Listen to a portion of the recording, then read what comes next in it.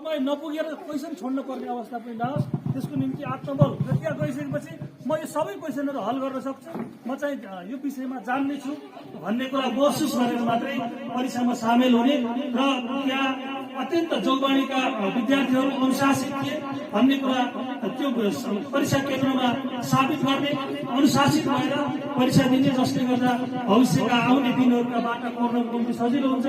अब परीक्षा भन्ने कुरा के अरे त्यसै आत्तिएर वा छिटो गर्छु वा फोहोर गरेर सफल भइँदैन। ढुक्कका साथ अहिलेसम्म गुरुहरूले सिकाएका कुरा स्मरण गरेर नआत्तिएर दिनेछौँ र सफल हुनेछौँ र यो जति पनि हाम्रा 20 जना विद्यार्थी भाइ बहिनीहरू छन् 100% सफल भएर फेरि यस्तै कार्यक्रम आयोजना गरेर यहाँलाई शुभकामना, आगामी दिनहरूको शुभकामना दिने अवसर प्राप्त होस् भन्ने यहाँको उच्च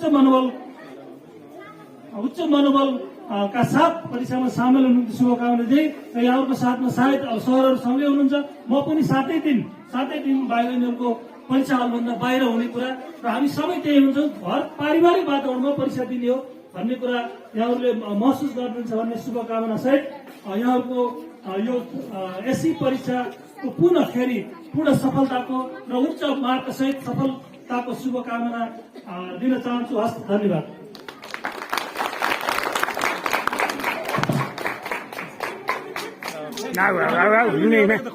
खुसी हुने